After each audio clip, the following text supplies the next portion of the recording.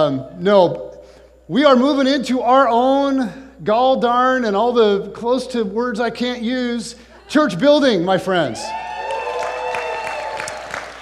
And to be honest with you, it's been a crazy thing. Joey, is that ringing? We've got to do something. I can't even process myself here. Check, check. There we go. Are we good? So, here's what's happening. We're going to be moving in just a few weeks. And so this morning I want to tell you all about this. I'll tell you how it happened. I'll tell you when and how we're moving. And I'll tell you especially why I think this is just the most amazing gift from God. And then I want to talk a little bit about some of what this means. Okay, this is like nuts, and it just sort of came out of the blue. So let me tell you what happened. Briar Church on the corner of Briar Road and 228th. How many of you know where that is? You know what we're even talking about. Okay. This is right where, for those of you that were at the Haiti walk, this is right where we started the walk. So the first kind of turn we made, there's a little church on the corner there, and that's what we're talking about. That church, Briar Church, they outgrew their facility, and so they moved out in July. And so Ann Herbig, who lives like 2 doors down from there, she noticed. And so she asked the rest of the board, Ann is on the board, and she asked the rest of the board, hey, would you guys like me to look into that? And so we were like, well, why not? It won't hurt anything. And so this was in August. So Ann kind of made the initial contact and sort of ran with that. And then she connected me to the pastor there. And his name is Brandon, and he and I emailed back and forth a few times. And he was clear right from the outset with Ann and with me as many times as he could possibly say it, we are not interested in selling the building. Okay? He said, but we are very open to discussing a lease. And I said, well, that's great because we're very interested in leasing. And so I asked him, eventually kind of tracked him down and asked him if Jen and I could come and take a look at it, just see if it would even be feasible for us. So Brandon met us over at the church, and he showed us around, and as we looked, we could just absolutely envision Brookview there. And I'll tell you more about what the facility's like in a little bit, but we looked at it and said, clearly, okay, this would work well for us. The problem that we figured is it's probably way too expensive for us. Okay, so let's hold on to that. We'll come back to that. So as Brandon showed us around, he sort of told us their story. And it turns out that Brandon actually moved to this area with his family to plant a church. And he's about my age, maybe a little bit younger than me. And somehow, through some kind of strange circumstances, he ended up at Briar Church instead. And so Briar Church was an older group of people at the time, and they were kind of in decline. So he kind of came in and said, okay, we're going to use this facility, we're going to do something new. Are you guys all excited about that? And they were like, no. But we're going to die if we don't do something new. And he was like, okay, well, I will help you do something new. And so they did. And after he'd been there for very long, it started to grow. Lots and lots of young families started coming, and a few years later, the church kind of exploded. And so they were ready for something bigger. And what happened is a church nearby in Kenmore, only a couple miles from there, they have a much bigger, nicer building, but they're an older group of people, and they're not growing. And so they had all kinds of room in their facility. And so what happened is the Briar Church and the church in Kenmore combined, and Brandon is now the pastor of this new combined church in Kenmore. Now, as we met and sort of walked around, the more we talked with Brandon, the more we really clicked with him. And the story of what God has done in their church and just the kind of guy that you can tell that he is, we just really clicked. It was cool to meet someone else who's kind of in this thing and understands how this all goes. And so he started asking about us, and we told him that we planted Brookview in 2003, and that for 12 years we have met at Linwood High School. And he was like, what? You guys have been in a high school for 12 years? And we were like, yeah. Yeah, we have. And so we told him about Brookview. He was like, that's really amazing. It's amazing that you two are still here and that the church has stuck with it all of that time. I was like, I know. And so we told him how young you guys are. We told him how amazing you are. We told him how committed you are. We told him how much we love you. and believe in you. And you could tell that as we started talking about you and we started talking about our church, something really clicked for him. It was like he was just sort of there out of obligation to show us the facility, and all of a sudden he was totally interested in our church and who we are. It was like this thing just happened. And so Jen said, as we kind of got to the end of seeing the place, she said, hey, look, just so you know, we only pay about $1,800 a month to use Linwood High. And we know that this place is worth far more than that. And so just so you know, I mean, we're looking around, we got to clear this with our board and have other people look and all that, but just so you know, we would love to lease this, but we don't think we could afford it. And so Brandon said, well, I want you to know that my phone has been ringing off the hook, okay, about this place. So there is no lack of interest. People want to buy it, people want to lease it, and it's been crazy. He said, and I really can't even process all of it because my first priority is just trying to get two churches on the same page, worshiping together in the same space together. So this building's sort of been like an afterthought. So he said, our priority isn't really, I just want you to know up front, our priority isn't to milk this thing for all the money we can get out of it.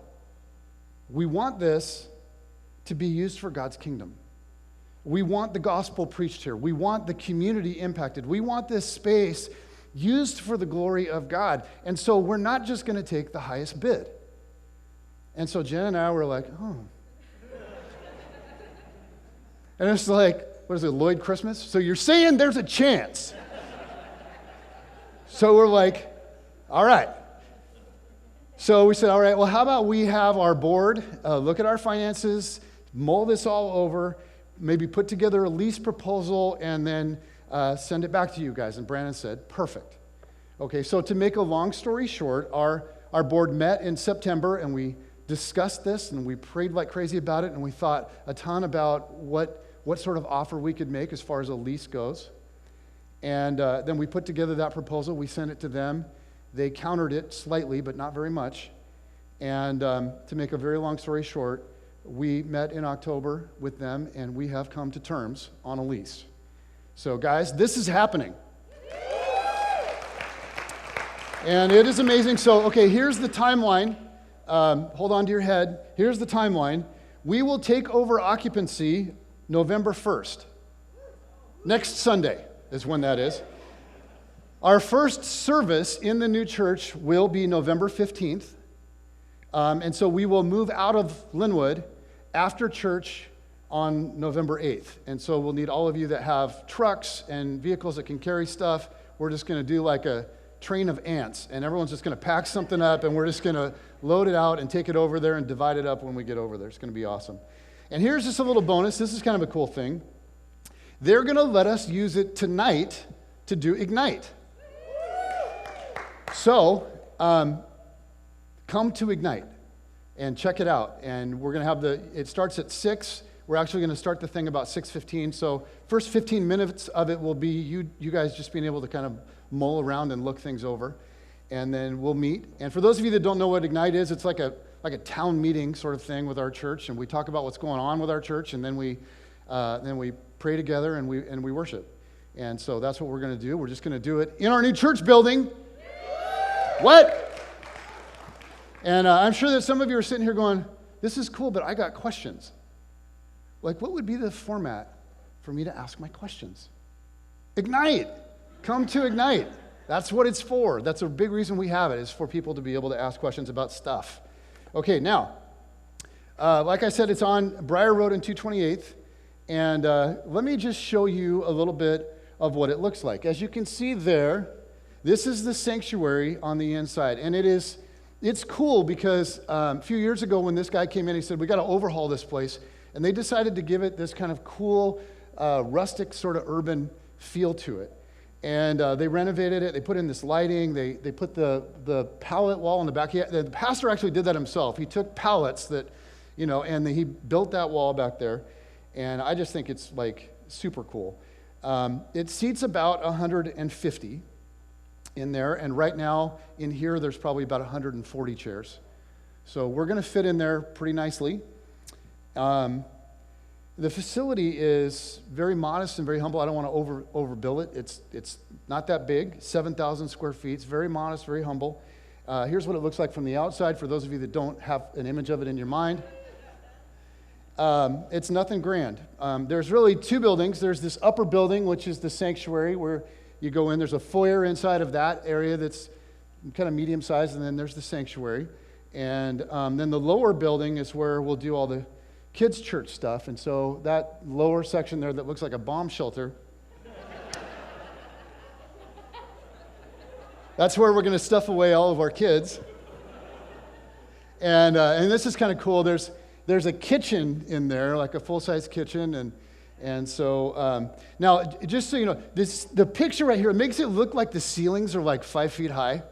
It goes down a ways when you get in there. It's actually okay if you're looking at that going, you're going to have to be a really small person to like teach kids church. It's like, no, it's actually normal size. And I wish I had a picture of the interior down there. It's actually pretty nice in there. They did a nice job. And it feels really roomy once you get in there. And then a few years ago, alongside of the sanctuary, Briar Church added a little playground. And so there's that little spot. And Bob, I'm sure you'll be out there with the kids. It's going to be awesome. And then I wanted to tell you about one other thing, something that's just sort of standard with many churches that something we've obviously never been able to do at Linwood, but clearly the church was thinking ahead and thinking well when they did this. Huh? Oh, baby. My very own designated parking spot. Who's the man? I'm the man. I think our plan is actually to get rid of that first thing. We're going to try and paint over that. Just don't like what that communicates. But pretty cool. Okay, so let me run through a litany of things that I think that this building will enable us to do. And I could probably talk on and on and on about that. Let me just highlight a couple that come to mind kind of quickly for me. The first is really that for the first time we can make it home. And now before we go any farther on that, let me just say that we have been unbelievably blessed to be at Linwood High School. Wouldn't you say? For 12 years. Unbelievable. And as far as high schools go, this is the Cadillac of high schools. And we have been so unbelievably well taken care of here.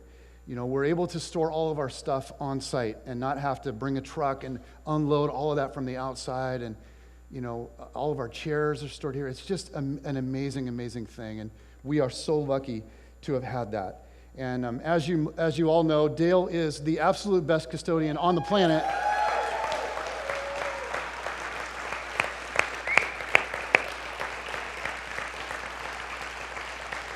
And he has become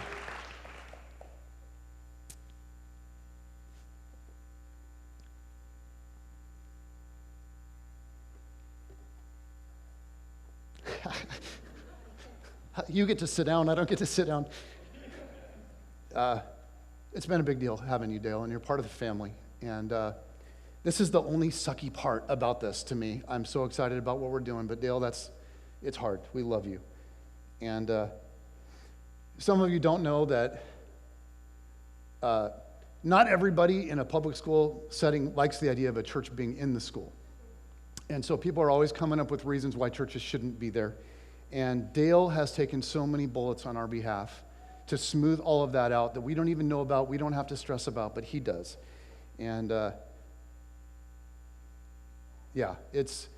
we're so thankful for you. And guys, as far as schools go, this is as good as it gets. Now, obviously, the reality is that this doesn't necessarily feel like home because we're only able to be in here for, a few hours on Sunday, right?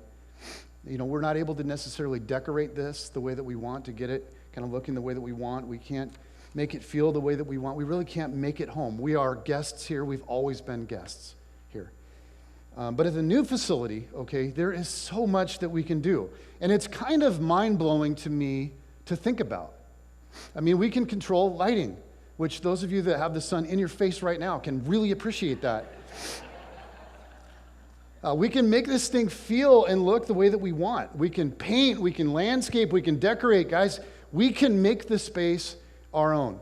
Now, obviously, we have to run certain things by the landlords, but we've talked quite a bit about that, and there's a ton of freedom to do what we want to do to make it our own. Now, being in a school, you obviously can't do that, and so we will finally be in a place where we can. Okay, another thing that I just think is cool that it's going to enable us to do is it's going to be amazingly visible. Think about 12 years, guys. For 12 years, we have been almost completely invisible to the community. It's staggering when you think about that. I mean, almost nobody knows that we're here. In 2005, when we were at the old Linwood High, right across the street, for those of you that don't know, right across the street from the Alderwood Mall, during the Christmas season one year, I think it was 2005, maybe 2006, somewhere in there, we put up a banner on the chain link fence across the street from the mall. And we put it out on Friday nights, and we had checked with Dale and checked with all the people that we thought we needed to. We put it out on Friday nights, and then we would take it down on Sundays. And so we had that thing up for 3 weekends. And then somebody called the city and complained about it. And so they confiscated it, and they took it down, and they called us and told us that you can't do that. But in 3 weeks, in just 3 weeks of that banner being up, we actually saw several key people come to Brookview. People that were leaders, that became leaders with us, people that were here for a long time. None of them happened to still go to Brookview because life happens. But many of you remember Greg and Gina Oakes. You guys remember, some of you remember Greg and Gina Oakes? They came from that sign. They saw it in that 3 weekend period. Giovanna, tell me you remember Giovanna if you've been around here. Giovanna came from that sign. Kyle and Christy Johnson came from that sign. Okay, guys, it was up for 3 weekends. And before it was confiscated, it had a huge impact. And then we sort of shrunk right back to invisibility. And so the location of the new building, as far as visibility, is amazing. It's in a beautiful neighborhood that gets so much traffic, and it's right there at the four-way stop, Briar Road, 228th.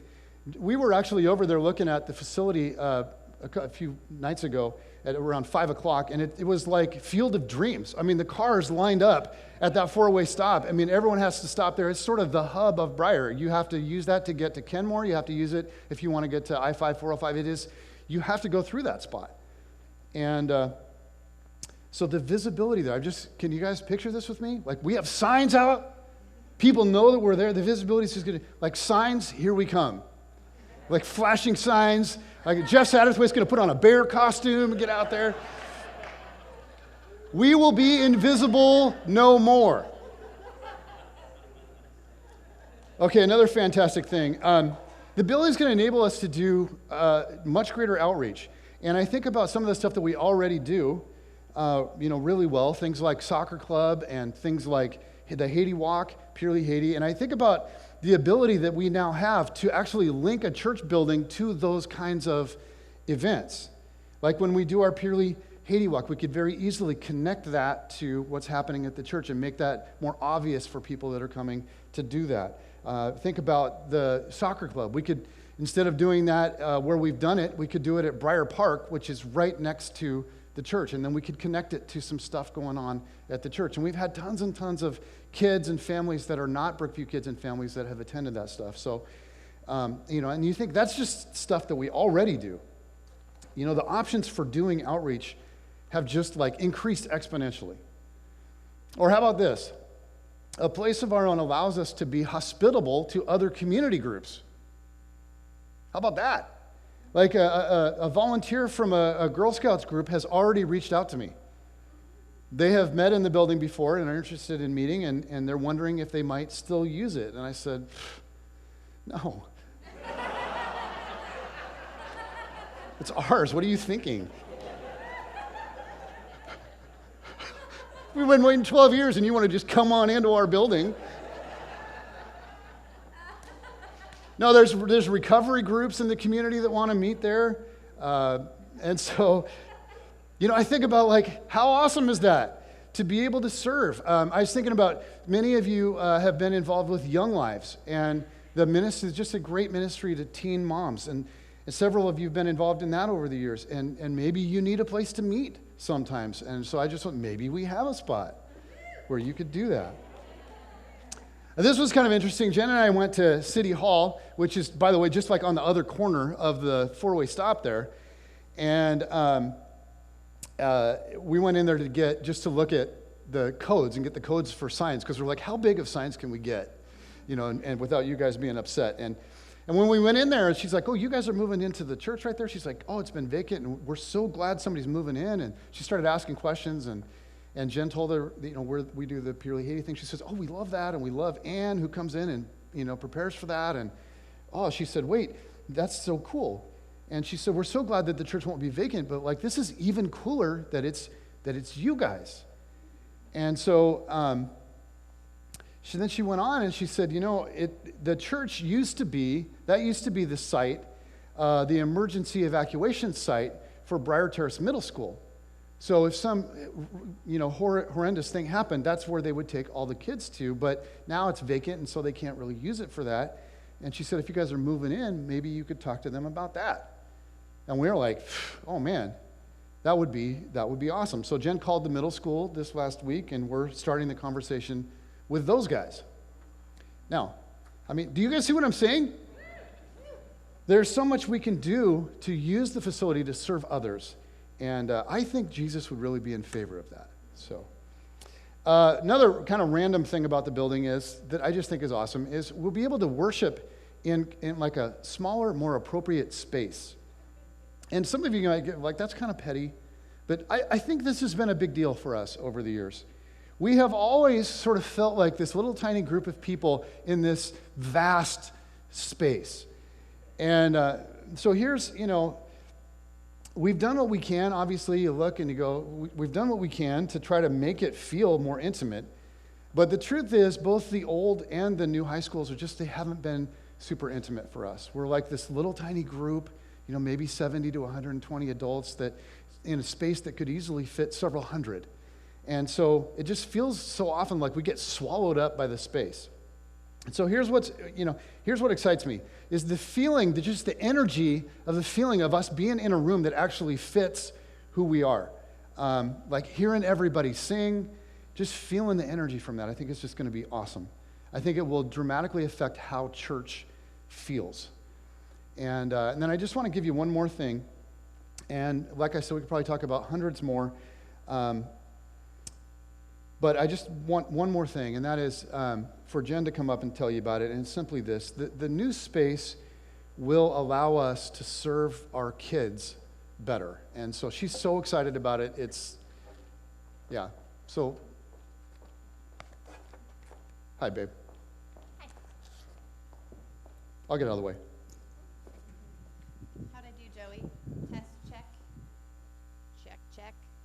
I'm not hearing anything, yes? All right, so as Jason said, I am stoked, because I think that this new space really will allow us to serve our kids better. Many of you know, if you have kids or you serve in our kids program, that we have been bursting at the seams, especially in our school-aged classroom, which is K through 6th grade. Right now, they're divided into 2 separate classes, and on average, we're getting about 25 to 30 kids showing up at church who are in that age group. And this new spot is going to give us a chance to divide our now 2 classes into 3 without needing more volunteers than what it currently takes to staff our kids area. And let me tell you why that's important, this part. Without needing more volunteers than it currently takes. Right now, we have a small staffing issue with our school-aged classrooms. For anyone who's wondering, it takes 7 volunteers each Sunday in order for our kids' church programs to operate. We have 2 in our babies area, 2 in our 2s and 3s class, and 3 in our school-aged area. So as much as possible, we try to have everyone on a rotation where you're 1 week on and 6 weeks off. For some people, it's 2 weeks on and 12 weeks off. So it kind of works that way. But right now we're short. If any of you know, we have a baby boom here at Brookview. We have lost four people to maternity leave. You're not losing me. If there was any ambiguity about that, I am not pregnant, so I'm here to stay.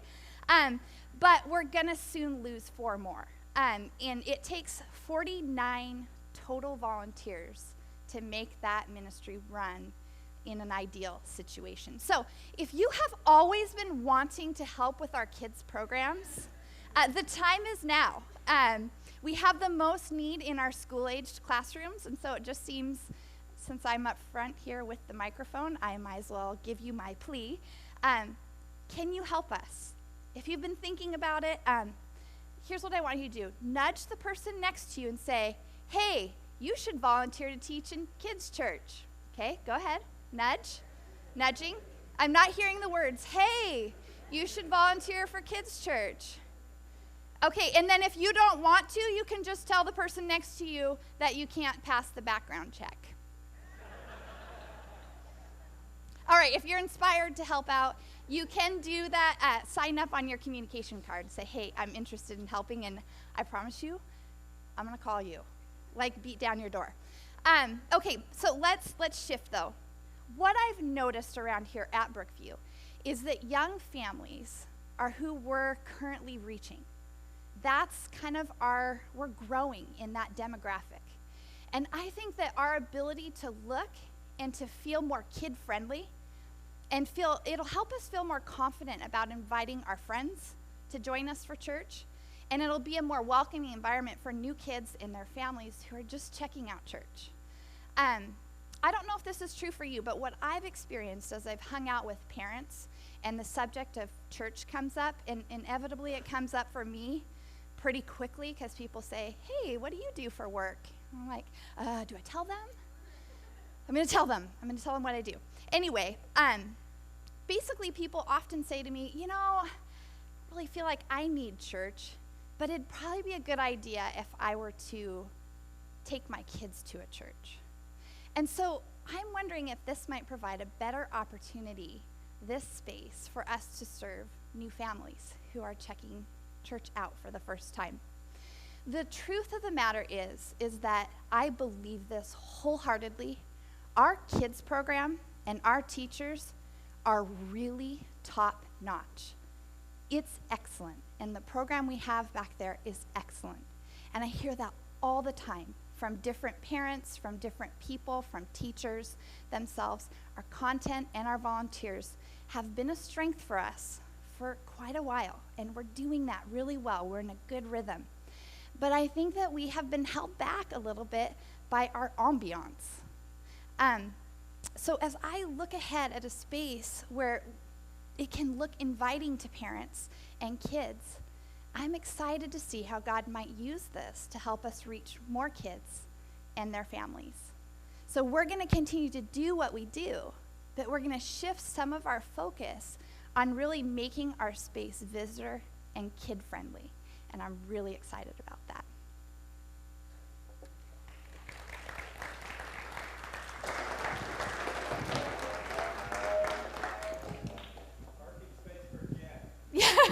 Yes, that second one. We're not going to get rid of the label. We're going to add a new one.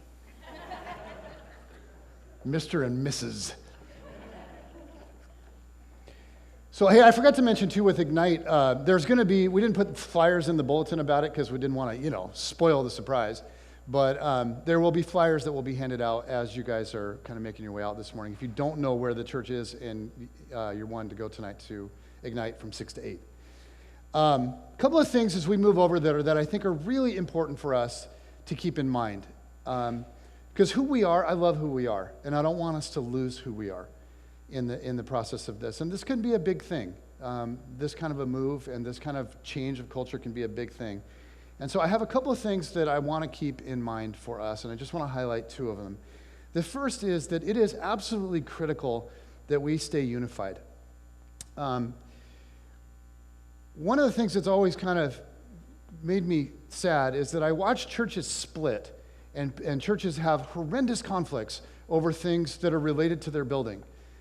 Churches where there used to be an American flag in the sanctuary, and then they decide, actually, we're not sure Jesus would be in favor of that. And so somebody says, we should get that out of here. It should just be a cross. And someone else says, no, we ought to have the American flag. Aren't you American? And then they're going back and forth, and the patriots are fighting the Jesus people, and it just gets nuts. Church gets blown apart over a flag in the sanctuary. Churches have split over colors of carpets. Churches have split over all kinds of things. And when you get into a new building like this, and I would imagine for those of you that are creative idea people, you're going, oh my goodness. The wheels are turning, and you got like 20, 30, 40, 50 ideas of what we could do, and you're excited about it. And guys, that's great. And we want ideas, and that's awesome. And we want people to feel passionate about certain things.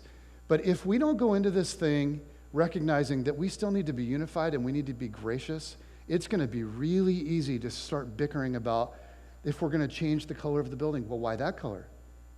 Well, who got to decide that? Well, I don't think that's the color that Jesus likes. And I don't think that, because that's not an inviting color, and Jesus would be inviting, and that's just not very inviting, and I don't know that I like who we are anymore. Do you see what I'm saying here? It sounds like ridiculous, because we've always been a community that doesn't do that kind of stuff. But I'm telling you, you get a building, and there's ownership, and there's ideas, and you can get so attached to certain things. Guys, we have to be gracious with each other. We have to be patient with each other. We have to do this thing unified, okay? Can we all go? I'm going to put your hand out right now. Say all in on 3. 1, 2, 3. All in. Okay. If you catch yourself feeling frustrated, talk to yourself and say, should I be feeling frustrated? Okay. And then if you can't get over it and there's really a problem, then yes, you can talk to me. But let's manage that. Okay. Second thing is, we are going to keep things simple. It would be so tempting to go into a new situation like this and think of the hundreds of things that we could now do that we haven't been doing before, and just annihilate ourselves with energy and trying to go in so many different directions we don't even know what we're doing. Okay? The philosophy of Brookview has always been that we're going to do a few things and we're going to do them as well as we possibly can. And I just want you to know, philosophically, that's not going to change. We're going to do a few things. We're going to do them really well. The building will enable us to do some things that we already do better. And down the road, we will add some stuff. Okay? But we're not suddenly going to explode and just birth all of these things that we're going to be doing. And I'll tell you right out of the gate, the priority is this. Let's get over there and get the things that we already do up and running. Let's get those things going. Let's get them functioning well. Let's get everybody who's trying to figure out, now how do I do this in a different space? Let's get everybody on the same page. And when it feels like we've done that, I don't know how long that'll be, then we'll start thinking about, okay, what might we tackle next? And we'll think very strategically about that. But we're not going to walk in there and just start going nuts with all kinds of new stuff from day one. Does that make sense? Okay, everybody put your hand here.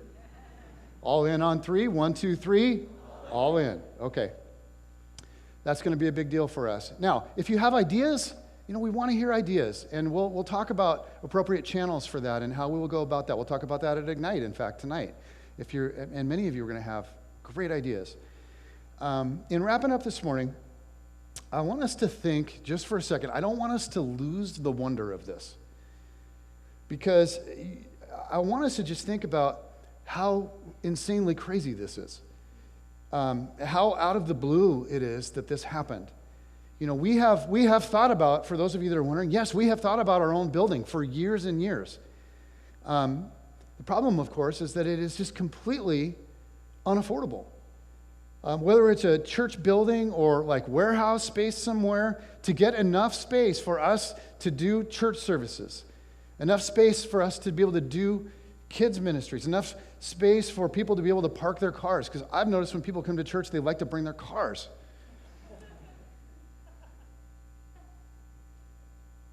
It's crazy expensive in this area, if you haven't noticed, to get that kind of space and have that sort of facility. And generally speaking, just to put this into perspective, when you're looking at something that would accommodate that, we're talking just for rent of a basic, non-pretty type place, we're talking $12,000 to $15,000 a month rent for something like that. And so a few years ago, I thought, oh, this is interesting. A church was moving out of their space, not far from here, and they were looking to lease their space. Now, it wasn't a church building. It was like warehouse space, but a church had been in there, and they had made it friendly for a church. And so they called, and they said, hey, are you guys looking for a space of your own? And I said, like, you betcha. And they said, well, we've got a space that could easily accommodate a church of your size, and it's nearby, and it's cheap. And so I said, I'm listening. Cheap. I was like, I love the sound of that. How much are you guys thinking you would want per month? And the guy on the other end of the line said, oh, it's only $10,000 a month. And I was like, have a nice day. It's been real good talking to you. You sound nice. And I just sort of walked away from that phone conversation like, man, if $10,000 a month is cheap, okay, and it is for this area, by the way, getting a place of our own, guys, I was like, this is so out of reach. And so since we first started looking into this years ago, we've just kind of gone along in this process knowing this is going to take a miracle. And so as our board prayed through this and as we considered this, and we looked at the terms of this lease and we considered the space and we thought about all that this would mean for us, we all agree, okay, as a board, this is a miracle. Guys, we just got our miracle. Briar Church could get a lot more money for this facility. But for whatever reason, they feel it's like something supernatural happened in their heart, and they feel inclined to work with us. And they feel really good about us, about Brookview. Like their board met, and they talked about whether or not, and the pastor said they came out of there going, they all feel like this is absolutely what God wants us to do. And they feel totally at peace about it. And so they're structuring the lease in a way that it's doable for us. And guys, I just want to stop and recognize this kind of thing doesn't just come along and drop in your lap. It doesn't. And I'll tell you what I'm taking away from this. Okay, God is up to something. God is up to something. And to be honest with you, I can't wait to see where all of this leads. I think this is an amazing church. I think you guys are unbelievable. And I think that what goes on here is so good. But I think that we have always been limited by our facility and by our location. And it's like God has just dropped this building out of the sky, and he's saying to us, okay, take what I'm giving you and use it for my glory. Take this gift that I'm giving to you and use this for my glory. And guys, I cannot wait to see what happens.